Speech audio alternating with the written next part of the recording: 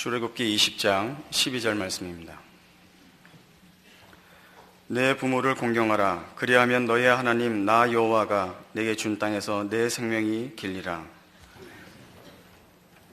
오늘 제5계명 부모를 공경하라 하는 이 계명은 10계명 전체로 보면 두 번째 부분에 해당하는 것입니다. 첫 번째 부분은 하나님과의 관계에서의 계명이고, 이제 5계명부터 10계명까지 6계명은 이제 공동체 안에서의 이웃과 또는 그 회원들 간에 지켜야 할 계명들입니다. 이 계명들은 이 10계명 서두에서 설명드린 바와 같이 어떤 우리가 생각하는 것 같은 무슨 도덕성이나 혹은 하나님만이 요구하시는 하나님의 어떤 고집이나 하나님의 취향 때문에 주어지는 계명이 아니고, 10계명 전체가 그렇듯이 하나님께서 이스라엘 백성을 자기 백성으로 삼았기 때문에 하나님의 백성으로서의 신앙 공동체를 유지하는 데 필요한 최소한의 계명입니다.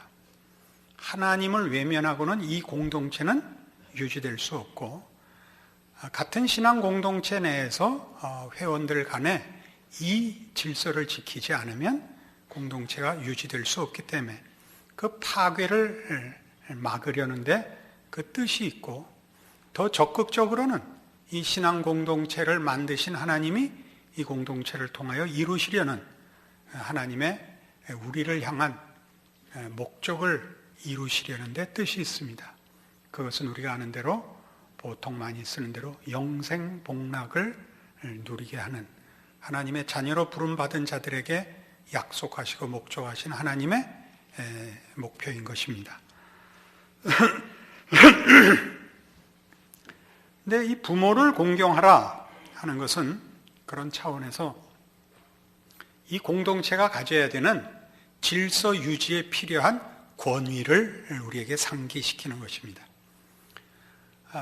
앞에 있었던 네 가지 계명이 전부 하나님에 관한 말하자면 신앙과 순종과 충성을 요구하고 있는 것이 다 하나님만이 이 세상과 역사의 통치자시며 우리를 만드신 이며 우리에게 복을 주실 유일한 우리 아버지시라는 것을 근거하여 하나님께 충성하고 순종할 것을 요구하여 이 공동체의 질서를 하나님에게 최고의 권위를 둠으로써 이 공동체가 성립이 된다는 것을 우리에게 가르치고 있다면, 부모는 현실적인 삶 속에서 사람과 사람 사이에서 언제나 하나님을 찾아가고 언제나 하나님께 간섭해서 일을 풀어달라고 할 수는 없는 것입니다. 그렇게도 하나님이 필요하면 하십니다마는 우리 자체 안에 필요한 권위와 질서를 세우는 일에 부모를 공경하라 하는 말로 권위를 삼아, 부모를 권위로 삼아 질서를 유지케 하는 것입니다. 이것은 이제 좀 더 찾아보면 이 부모라고 표현되어 있는 말이 훨씬 더 넓은 의미로 쓰이고 있다는 것을 성경이 밝히고 있습니다. 예를 들면 베드로전서 2장으로 가보십시다.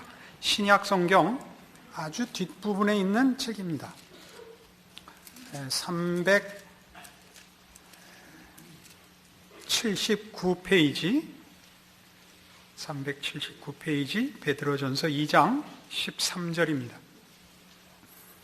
인간에 세운 모든 제도를 주를 위하여 순복하되 혹은 위에 있는 왕이나 혹은 악행하는 자를 징벌하고 선행하는 자를 포장하기 위하여 그에 보낸 방백에게 하라.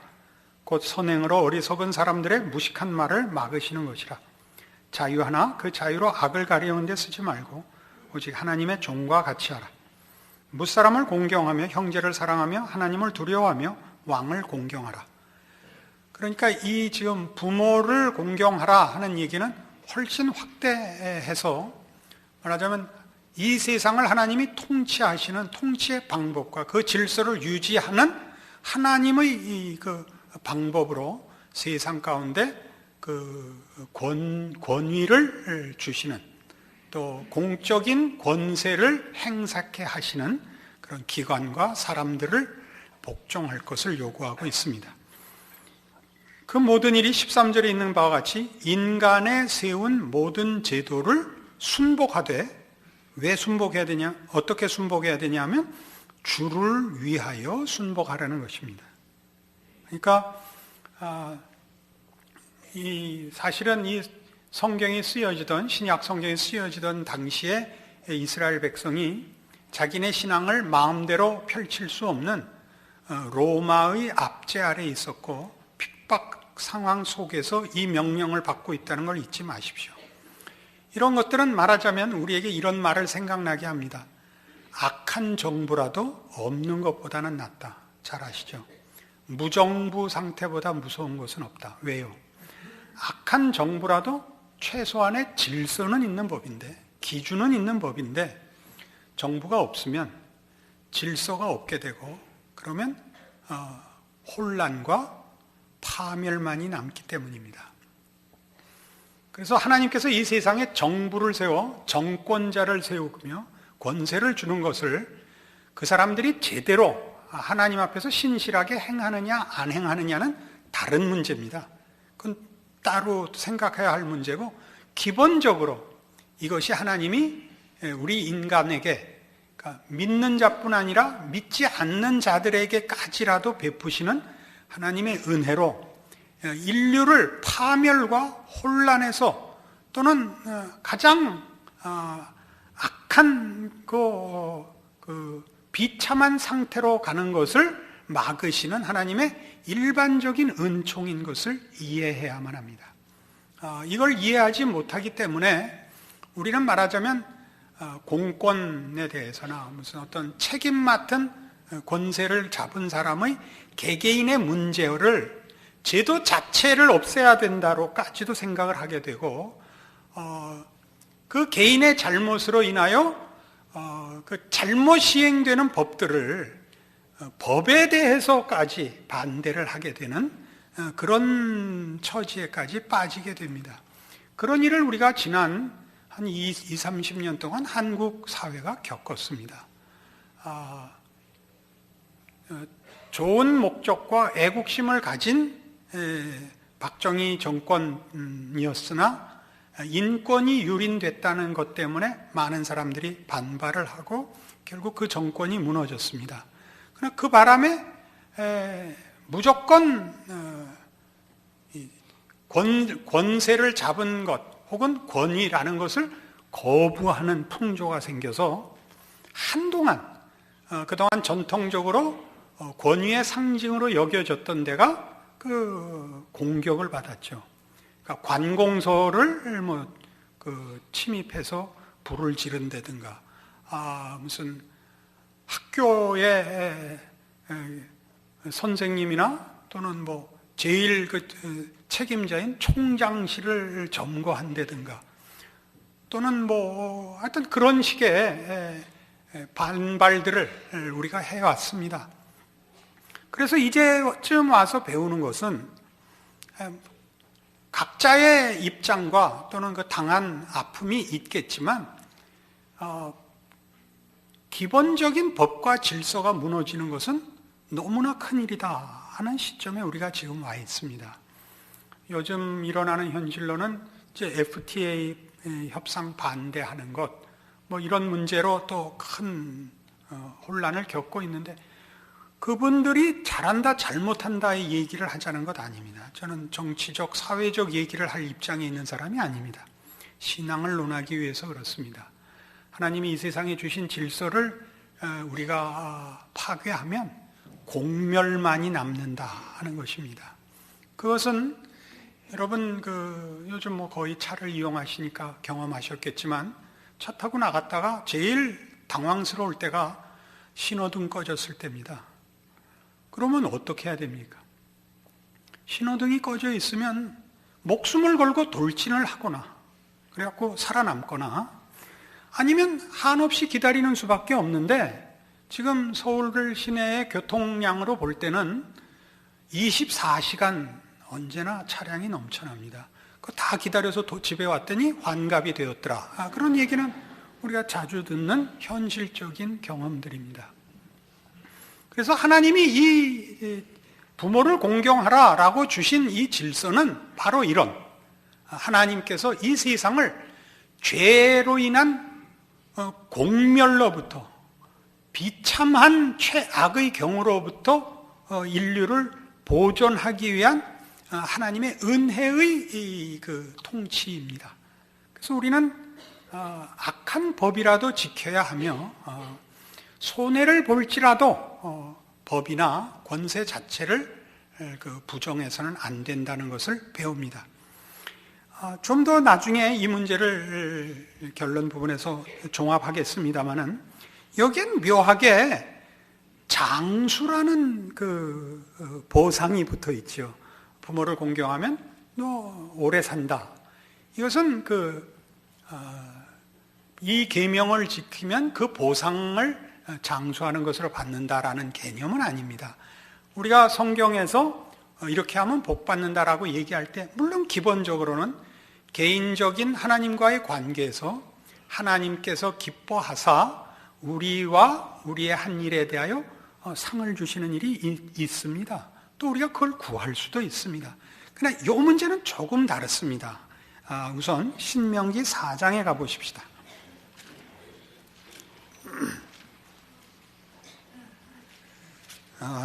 구약성경 268페이지 신명기 4장 39절.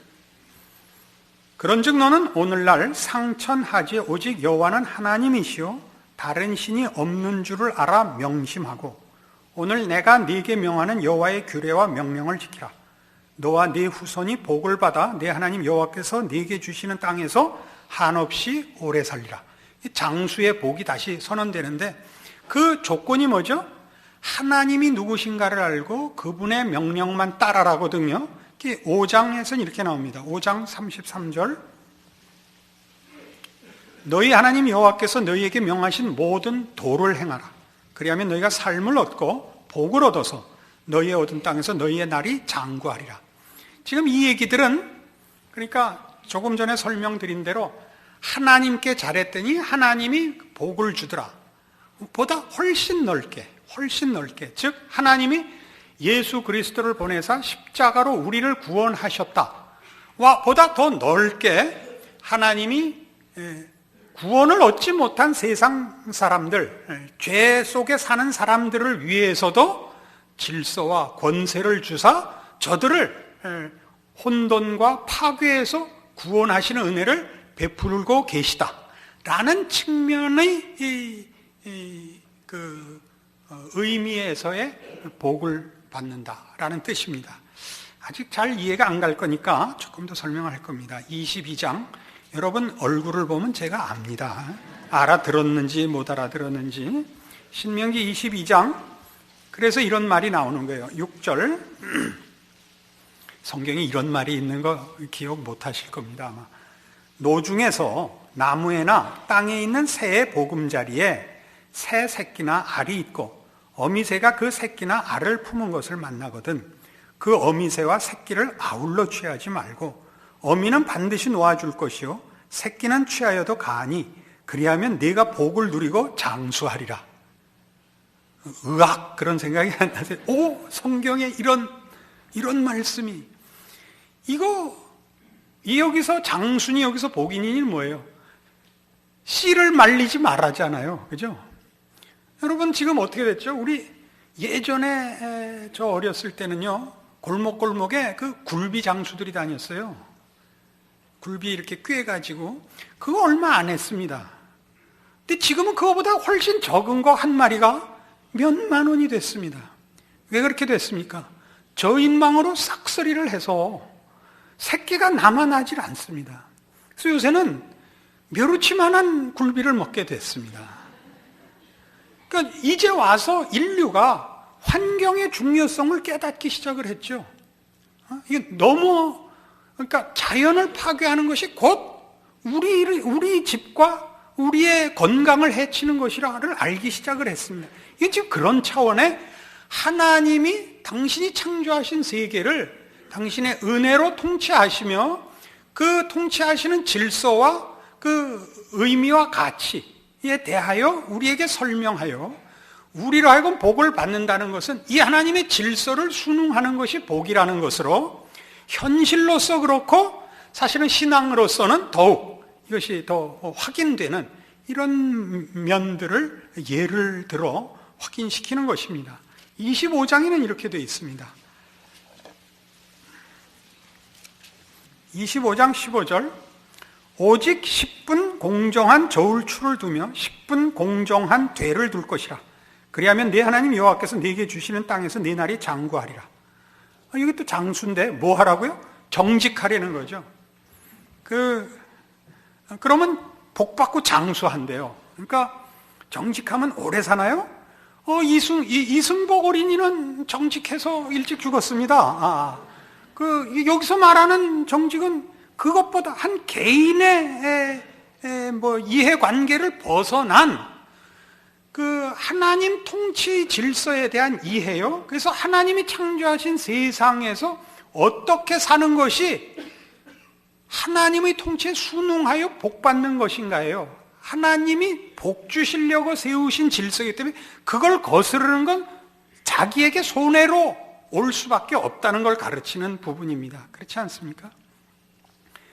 여러분, 요즘 들어서 더욱 그렇습니다만은 제일 화나는 일이 각자 다 다르겠습니다만은 여러 가지 있습니다. 그 중에 이제 화나는 것 중에 하나가 저는 음식점입니다. 그렇게 들어오라고 그렇게 붙잡고 늘어져서 들어갔더니 개판인 겁니다. 음식을 먹게 해줘야 될 거 아니에요. 음식일 수 없는 거 꺼내놓고 맹물에 미원만 한 숟갈 넣어놓고서 돈 내라 그러면 날강도가 따로 없는 것 같아요. 근데 어떻게 망하죠? 한 번 가고 그 다음에는 안 갑니다. 어떻게 하면 성공하는가? 어떻게 하면 잘 되는가? 정직히 성실히 하면 신앙과 관계없이 잘 됩니다.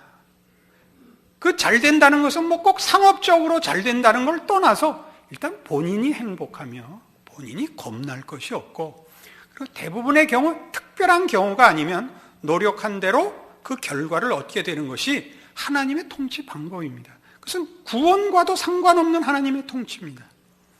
하나님을 모독하는 자라도 그가 노력한 것은 얻습니다. 그리고 정직하게 살고 성실히 살면 대접을 받습니다.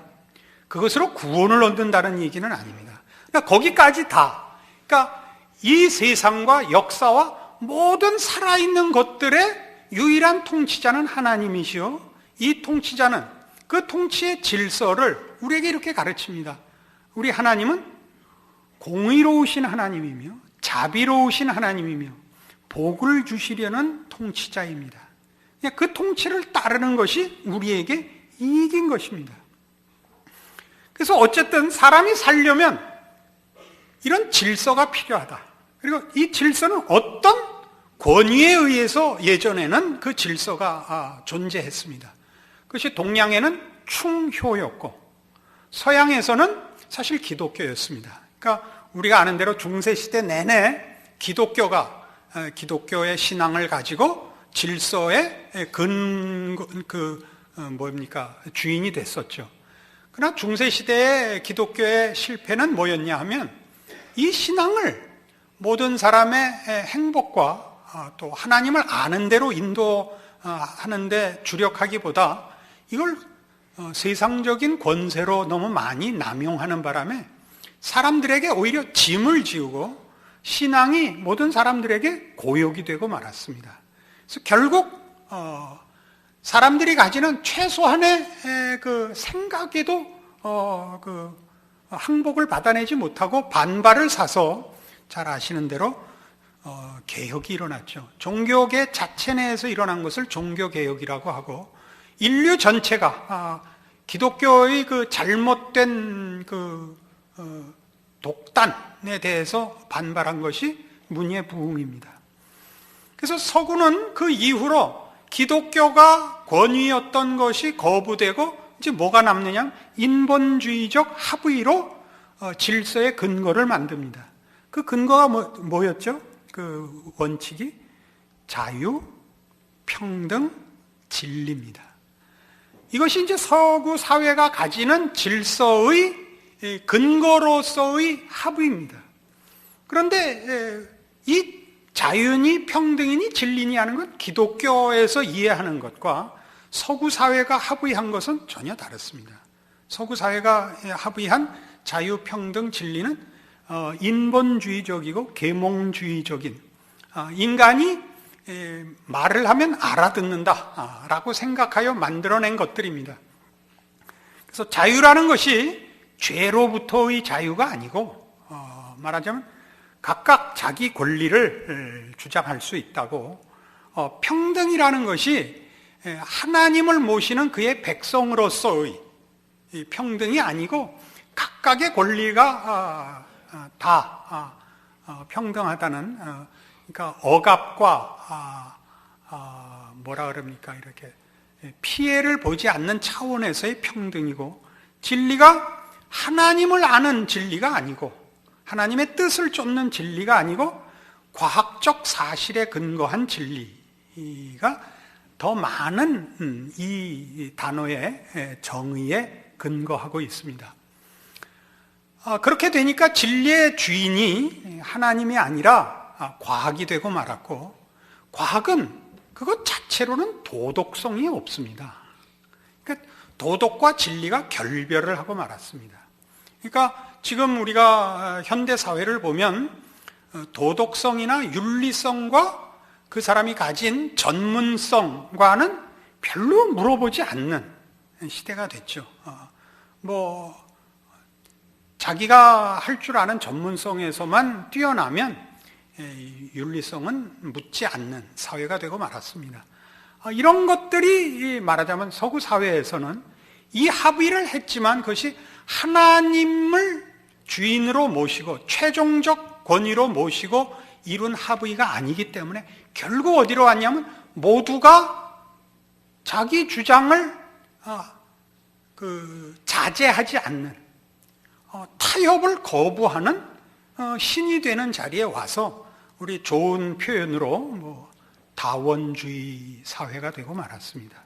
다원주의라는 건 말이 좋아서 다원주의지, 다 지가 왕이고 상대방 보고는 내가 하는 일에 방해하지 말라는, 소나 개나 다 지가 하나님이라는 이 얘기인데, 서구 사회는 여기까지 왔습니다.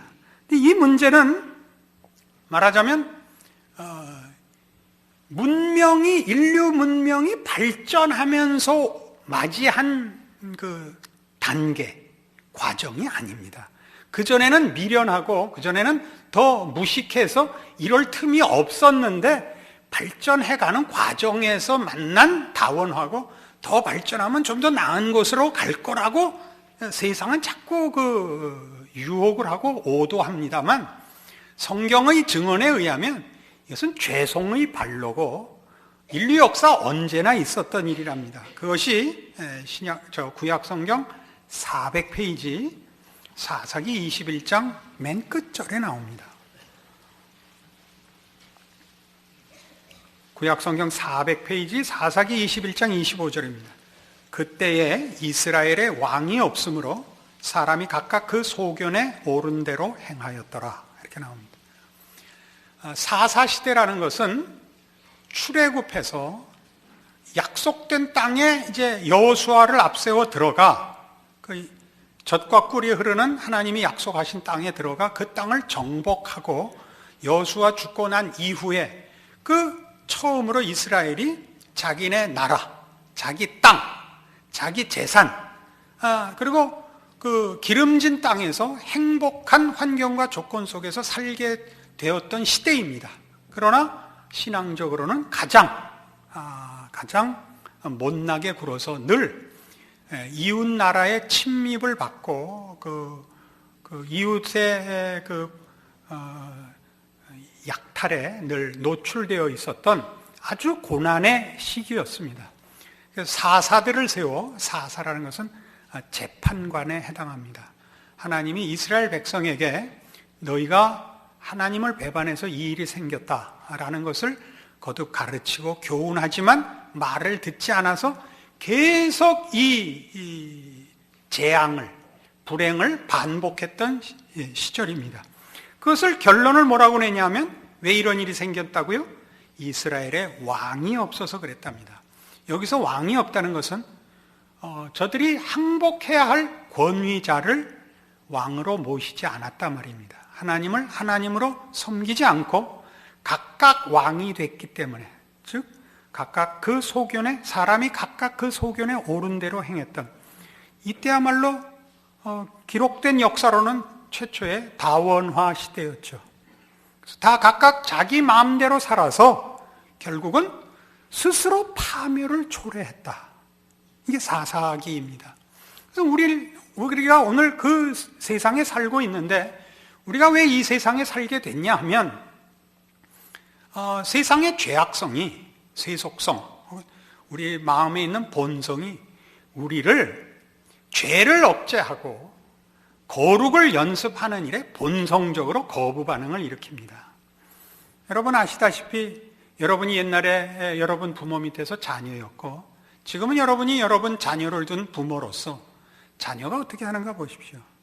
부모가 자녀에게 잘못되라고 하는 부모는 없습니다. 성경에도 이르기를 너희가 악한 자라도 자식에게 좋은 것으로 줄 알거든, 아닙니까? 사실이 그렇죠. 그럼 우리도 부모 말 안 들었고 자식들이 우리 말 지금 안 듣습니다. 우리 자녀들에게 듣는 부모로서 제일 기가 막힌 말이 뭡니까? 부모님이 저한테 해준 게 뭐 있어요? 이거죠. 야, 내가 너를 위하여 이렇게 저렇게 희생하고 노력하고 애썼다. 누가 나래요? 데리고 오세요. 저밖에 죽여줄 사람 없으니까. 여러분이야 어떻게 친히 자기 자식을 죽이겠습니까? 어지간한 신앙이 있어야 그거 죽이는 겁니다. 여러분, 그걸 보고 뭘 배웁니까? 아들, 딸, 하나님이 어느 날 깨우침을 주시는 날이 있기를 기도하시고 그걸 보고 여러분 자신을 돌아보세요. 여러분은 안 그러는 줄 아세요? 여러분이 지금 우리나라에 살면서 지금 우리나라에서 행복한 사람이 불행한 사람보다 많지 않지 않습니까? 부정어를 하도 많이 썼더니 뭐라 그랬는지 나도 모르겠어요. 그 불만이 있을 때마다 우리에게 무슨 시험이 드느냐면 우리가 법을, 질서를, 상식을, 교양을 놓치게 됩니다. 놓치게 된다고요. 저도 뭐 가끔 그 교통법규를 위반합니다. 근데 그때 그 법규를 위반할 때 이 생각 때문에 그렇습니다. 아니 무슨 교통신호체제를 이따구로 만들어서 한 번 걸렸으면 그 다음에 열리면 쭉 열려야죠. 걸리는 데마다 걸려야 쌍놈 새끼들 일을 이따구 바랄게 못해 휙 하고 가게 되죠. 누군가 보고 아니 목사님은 그러시면 됩니까? 그건 왜 보고 그러셔? 그게 우리가 받는 시험입니다. 모두가 지키지 않는데 내가 왜 지켜야 하는가?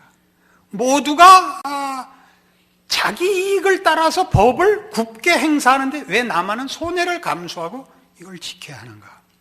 우리 동양권에서는 원래 그래서 서양이 자유평등 진리로 갔다면 동양권에서는 예로부터 인의예지신을 근거로 삼았죠. 그리고 좀 더 이런 거 갖고는 좀 부족한 것이 이것이 권위가 될 수는 없으니까 권위를 위해서 충효로 간 임금과 부모를 권위자로 세워 그들로 하여금 말하자면 이런 합의가 일어날 수가 없으니까 질서라는 것을 각각의 이해관계 때문에 합의할 수 없는 법입니다. 그러니까 권위자가 선언을 하고 강요해야 되는 것이었습니다. 그래서 우리 삼강오륜이라는 게 있죠. 그 오륜을 이렇게 설명해 있더라고요. 부부는 천륜을 지속시키는 것이랍니다. 천륜을. 동양 사상에서 하늘이라는 것은 우리 신앙인이 보자면 하나님입니다. 단 인격자가 아닐 뿐이죠. 하늘의 뜻이라는 것으로 인간이 수긍하고 복종해야 되는 권위를 삼았죠. 하늘이라는 이름으로 해서 부부는 천륜을 지속시키는 것이고 군신은 이 천륜을 완성시키는 자랍니다. 의미가 좋죠. 그러니까 부부가 되어 한 가정을 이룸으로써 하늘 뜻을 이어가는, 가정을 이루어 후손을 이어가는 것이 천륜을 이어가는 것이요, 하늘의 뜻을 지속시키는 것이요, 그리고 관리란, 정권이란 그 천륜이 목적하는 바를 완성시키는 거래요. 이걸 천륜이라 그러지 말고 하나님의 뜻이라 그래도 딱 맞게 생겼어요. 그러죠? 그래서 그 오륜이, 여러분 아시겠습니다만, 부부 유별, 남편과 아내는 각각 자기의 맡은 바가 다르다. 그 책임이, 각각의 책임이 있다. 떠넘기면 안 된다, 그런 뜻입니다. 각각의 책임이 있다. 무슨 누가 우월하고 누가 열등하다는 개념은 전혀 없습니다. 군신유의, 임금과 신하는 의리로 엮어진 관계다. 그러니까 군림하고 굴복하는 것이 아니다. 이 천륜을 이루기 위하여 그 직책을 맡고 있는 줄 알아야 된다.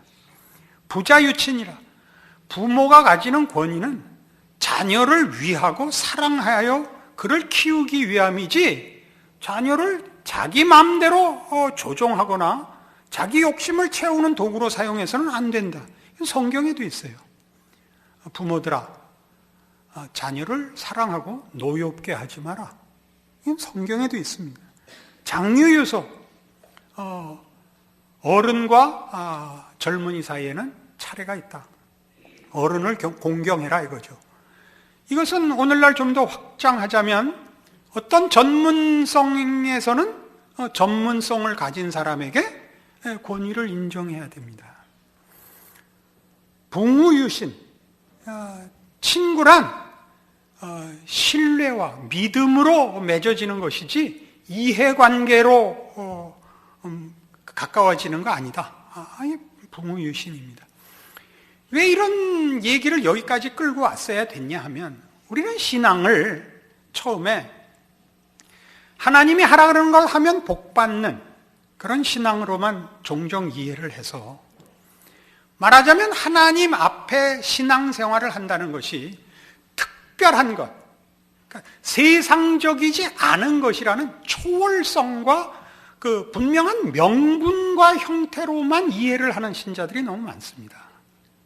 그러니까 이걸 했으니까, 이런 열심, 무슨 금식 기도를 열흘 했으니까, 철야 기도를 열흘 했으니까, 무슨 특별한 헌금을 많이 했으니까 복을 주실 거다. 그렇게 그런 일이 없다는 것 아닙니다. 그렇게 하나님이 개인적으로 우리의 기도에 응하시기도 합니다. 그러나 이런 것들은 다 뭐 위에 서 있느냐 하면, 이 하나님, 창조주 하나님, 온 세상과 역사와 모든 생명체의 주인이신 하나님의 통치를 인정하는 하나님을 믿는 신앙이라는 대원칙, 가장 기본적이고 큰 이 근거 위에 서야 합니다. 무슨 말을 하고 싶으니까, 상식과 교양과 예의를 지키는 것 위에 여러분의 신앙이 있어야 여러분의 신앙이 든든한 반석 위에 이렇게 누적이 됩니다. 쌓아집니다. 이것이 없으면 여러분의 신앙은 간헐적이고 단편적이고 일회적이 됩니다. 무슨 일이 생기면 우악하고 하나님 앞에 뛰어들어와서 통곡을 하며 아우성을 치며, 뭐 이것만 해주시면 제가 뭐든지 하겠습니다. 그 답을 받으면 할렐루야 만세, 그리고 또 나가면 또 없어지고, 다음번에 오면 그 전에 있었던 것이 기초가 아니고 이건 흘러가 버린 과거고, 또 새삼스럽게 다시 시작을 해야 되는 이런 징검다리를 뛰어가는 것 같은 꼴의 신앙생활을 하게 됩니다. 그래서 세월은 흐르는데 여러분의 신앙은 누적된 게 없단 말입니다. 쌓여서 진전된 것이 없이 기억나는 사건들만 있고 여러분은 그냥 꽝인 겁니다. 여러분의 신앙을 어디에 세워야 된다고요? 하나님의 하나님 되심에 그 항복과 그 신뢰와 믿음을 하나님이 어떻게 하나님으로서 일하시는가, 또 우리에게 그 신앙을 요구하시는가라는 하나님이 요구하시는 방법과 질서와 통치 방법에 여러분이 순응을 하셔야 되는 겁니다. 그래야 여러분의 신앙이 쌓이고, 아무리 시간이 지나도 그렇게 흘러가 버린 신앙의 사건이 아니라 지금의 나가 되어 있는, 나 자신을 발전시킨 신앙으로서 남아있게 되는 것입니다.